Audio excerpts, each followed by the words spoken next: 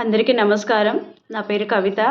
మాది సంగారెడ్డి జిల్లా, గుమ్మడిదల మండలము, నల్లవల్లి గ్రామము. మా మా గ్రామ పరిధిలో నరసాపూర్ అడవిలో ప్రభుత్వం డంపింగ్ యార్డ్ పెడదామని నిర్ణయించుకుంది. ప్రజాభిష్టానికి వ్యతిరేకంగా మా ప్రాంతం అంతా పాడు చేసి మమ్మల్ని నాశనం పట్టించేదాకా ప్రభుత్వం ఊరుకునేటట్టు లేదు.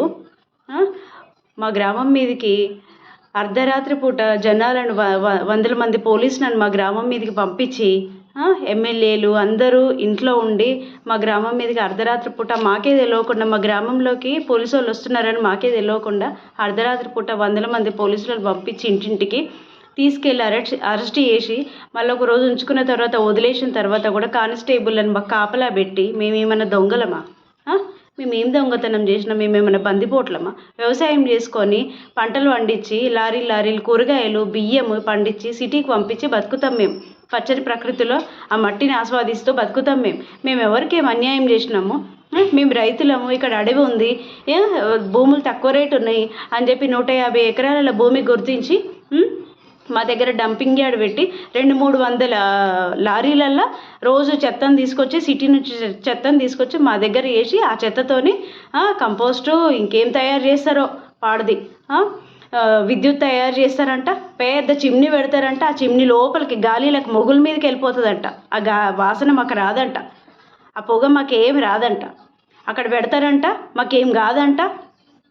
అందరు చెప్తున్నారు. ఈరోజు టీవీ 9లో కూడా మొన్న టీవీ 9లో కూడా కథనం వచ్చింది. ఆ కథనం చూసిన తర్వాత మా గుండెలు జల్లు మన్నాయి. ఏంద్రా నాయన, ఇది మాకెక్కడొచ్చింది ఈ పీడ? మా మీద ఎందుకు పడ్డది ఈ పీడ అని చెప్పి. మీరు దేశ విదేశాలు తిరుగుతున్న ఆ దేశం ఇట్లుంది, ఈ దేశం అట్లుంది. మా హైదరాబాద్ సిటీ, మేము ఉంటున్నాం కదా దొరలమందరం హైదరాబాద్ సిటీలో. మేమందరం నాయకులమంతా హైదరాబాద్ సిటీలోనే ఉన్నాము.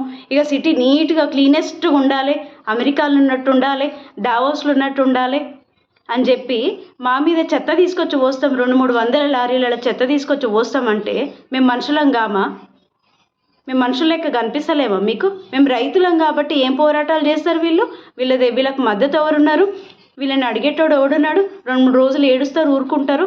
ఆ తర్వాత హాయిగా చెత్త తీసుకొచ్చి అక్కడ పోసి మనం నిమ్మలంగా ఉండొచ్చు అని చెప్పి చూస్తున్నారు కదా. గుమ్మడిదల వాళ్ళకు మున్సిపాలిటీ వేసి కూర్చున్నారు. మాకేమో సిటీ స్ప్రెడ్ చేసుకుంటా ఉండి, ఆ సిటీ స్ప్రెడ్ అయినాక అవుట్స్కట్స్లో పాడు చేసుకుంటా ఉండి. మేమేం కావాలి మరి? మేము మనుషులం కామా? మాకు పిల్లలు లేరా? మాకు వ్యవసాయాలు లేవా? మేమేం కావాలి మరి? మీ సిటీ ఏమో నీట్గా ఉంచుకుంటారు, మీరు నాయకులు ఉన్నారు కాబట్టి నీట్గా ఉంచుకుంటారా? అంటే మీరు దేశ విదేశాలు తిరుగుతున్నారు, ఇక సిటీలన్నీ నీట్గా ఉంటాయి కాబట్టి మన నీట్గా. ఆ దేశాలు వేరు, మన దేశం వేరు. మన దేశంలో 130 కోట్ల జనాభా, భూభాగం తక్కువ. వాళ్ళకు భూభాగం ఎక్కువ, జనాభా తక్కువ. వాళ్ళు ఉంటారు అట్లా. మీ దగ్గర వేసుకోండి మరి. అదే అంత నీట్గా ఉన్న చెత్త అయితే మీ దగ్గర వేసుకోండి. వాసన రాంది, పొగరాంది, ఏం గాంది, ఏం అపాయం చేయంది అయితే మీ దగ్గర వేసుకోండి. మా దగ్గరికి పోలీసులు వందల మంది పోలీసులు వచ్చి మా వాళ్ళని అందరినీ పట్టుకెళ్తే చుట్టుపక్కల గ్రామాల వాళ్ళందరూ అయ్యో పాపం, ఊరికి ఎంత కష్టం వచ్చింది, అడవి నాశనం అయిపోతుందా, మా ప్రాంతం అంతా పాడైపోతుందా అని చెప్పి అందరు వచ్చి వ్యాన్లలో, ఆటోలు కట్టుకొని, కార్లలో వచ్చి మమ్మల్ని పరామర్శించి పోతున్నారు చుట్టుపక్కల వాళ్ళు. ఇప్పటికే బొంతపల్లి, జిన్నారము, పటాన్చెరు మొత్తం పారిశ్రామిక వాడలు అయిపోయినాయి. గుమ్మడిదలన్నీ పొల్యూషన్ వచ్చే పరిశ్రమలన్నీ మాకే. మా దగ్గర బలమైన నాయకులు లేరా? మరేంటి మరి? నాకు అర్థమైతలేదు. ఉన్న పరిశ్రమలన్నీ మా దగ్గరనే వస్తాయి. పొల్యూషన్ చేసే పరిశ్రమలన్నీ మా దగ్గరికే వస్తాయి. మా ఏరియా మొత్తం పొల్యూషన్ కావాలి. ఇప్పటికే ఉమ్మడి మెదక్ జిల్లా మొత్తం అసలు డెవలప్మెంట్ లేకుండా అయిపోయింది. మా దగ్గర బలమైన నాయకులు లేక. నల్గొండ ఎల్లుండి వాళ్ళు ఎట్లా కొట్లాడుతున్నారు?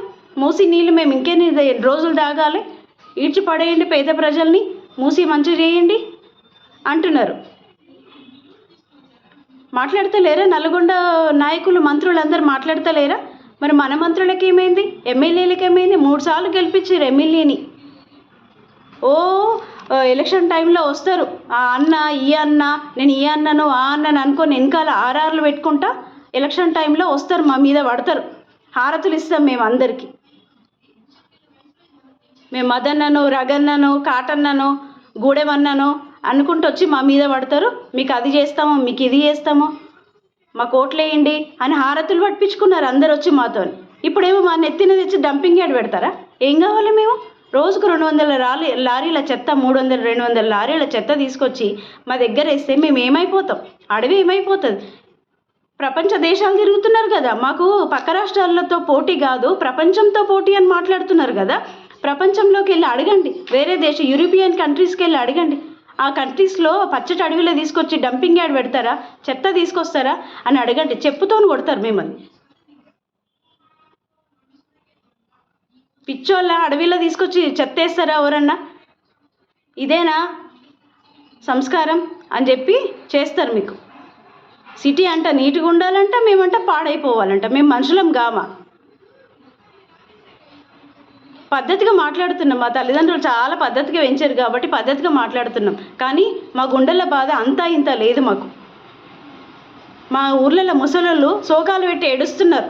అయ్యో ఏమైపోతుంది, ఊరంతా చెత్త అయిపోతుందట, డంపింగ్ యార్డ్ అయిపోతుందంట, మనకు వాసన వస్తుందంట, ఉండరాదంట, పంటలు పండాయంట, మన పిల్లలు ఏమైపోతారని ముసలోళ్ళంతా ఏడుస్తున్నారు.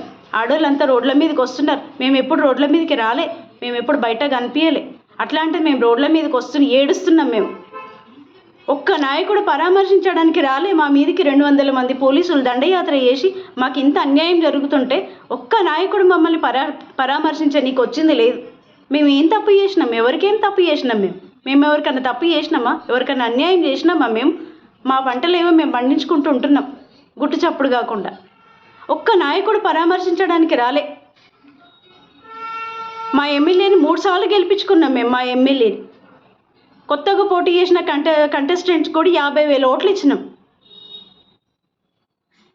మీరు పదవులలో ఎక్కడానికి మా భుజాల మీద ఎక్కుతారు, మమ్మల్ని దొక్కుతారు అంతే తప్పితే మాకు కష్టం వచ్చినప్పుడు మీరెవ్వరు అండగా ఉండరు. అది మా ప్రజలు కూడా గుర్తించాలి. ఇంత ఆవేశంతో మాట్లాడుతున్న నేను సామాన్య మహిళను. ఇంట్లో ఉండి పిల్లల్ని స్కూల్కి పంపించుకొని, భర్తను ఆఫీస్కి పంపించుకునే సామాన్య మహిళను. మీ రాజకీయాలని నిశ్చితంగా పరిశీలిస్తున్న సామాన్య మహిళను. మొన్న కొట్లాట కదా పటాన్చర్ల, ఈ ఫోటో గురించి, ఈ ఫోటో పెట్టలేదు, ఆ ఫోటో పెట్టలేదు అని చెప్పి కొట్లాట కదా. ఇప్పుడు ఏం చేస్తున్నారు? మాకు ఇంత కష్టంలో ఉంటే మీ ఫోటోలు, మీ గురువుల ఫోటోలు మీ ఇంట్లో పెట్టుకుంటా పూజలు చేసుకుంటా కూర్చుంటున్నారా? మా బాధలు మీ కళ్ళకు కనిపిస్తలేవా? టీవీలో ఉన్న ఛానల్స్ అన్నీ చూపిస్తున్నాయి, ఉన్న పత్రికలన్నీ ఇస్తున్నాయి. ఏడున్నారు మీరంతా? మా గురించి రారా? చుట్టుపక్కల గ్రామాల ప్రజలు బాధపడుతూ అయ్యో ఆ ఊరు అంత కష్టంలో ఉందా, మాకు ఇంత కష్టం వస్తుందా, మా సైడ్ డంపింగ్ యార్డ్ వస్తుందా, మా care of address dumping yard కాబోతుందా అని చెప్పి ఎంత బాధపడుకుంటా ఒకరినొకరు ఓదార్చుకుంటున్నాం. ఎవరికి చెప్పుకోవాలి మా బాధ? రండి వచ్చి ప్రజలతో మాట్లాడాలండి. ఆ డంపింగ్ యార్డ్ క్యాన్సిల్ చేయండి. ఇప్పటికే ఈ ప్రాంతం కలుషితం అయిపోయింది చాలు. ఈ పరిశ్రమలు చాలు, ఈ డంపింగ్ యార్డ్ చాలు, ఇవన్నీ చాలు. కదలండి, మాట్లాడండి. మళ్ళీ ఏ ముఖం పెట్టుకుంటారు? ప్రజల్లోకి రావాలంటే వచ్చి మాట్లాడి ప్రజలను ఓదార్చండి. మీ పెద్దోళ్ళ దగ్గరికి వెళ్ళి అది క్యాన్సిల్ చేయించి మాకు జర పుణ్యం కట్టుకోండి.